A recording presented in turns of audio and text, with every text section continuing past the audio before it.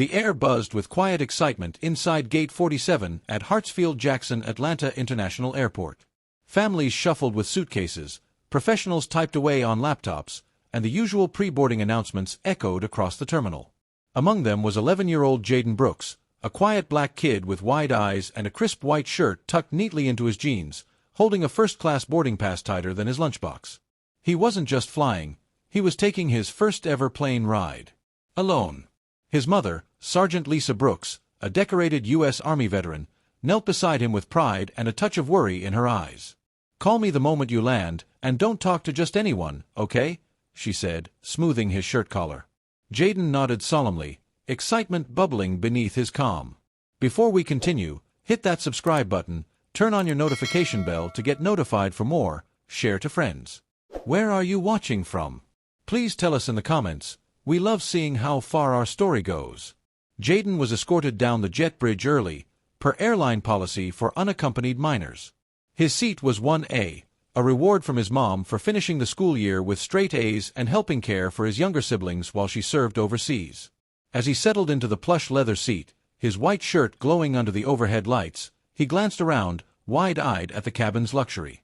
Then she appeared. A white woman, possibly in her 50s, walked in with a sharp blazer and tight curls swept back into a bun. She paused, staring straight at him.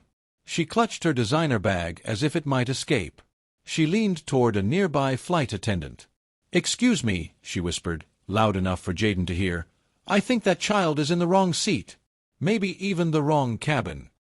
The attendant smiled politely. "He's listed here in 1A, ma'am. He's flying alone under our unaccompanied minor service." The woman narrowed her eyes. "Are you sure? I mean, really sure? A kid like that in first class?" The attendant's smile strained. "Yes, ma'am." Not satisfied, the woman walked to her seat, 1C, and muttered under her breath, "This doesn't sit right with me." Then, to everyone's shock, she pulled out her phone. "Yes, I'd like to report a possible security risk on my flight," she told the 911 dispatcher. A young boy, maybe 10, no adult with him, sitting in first class. "I don't think he belongs here." Passengers began glancing up from their devices. Whispers spread like wildfire. Jaden sat frozen, hands gripping the armrests, staring at his shoes. The sparkle of first class had just dimmed. Minutes later, 2 airport police officers stepped onto the plane. The cabin quieted instantly. The officers approached Jaden, who looked up, his small white shirt contrasting sharply with the dark uniforms towering over him. But before he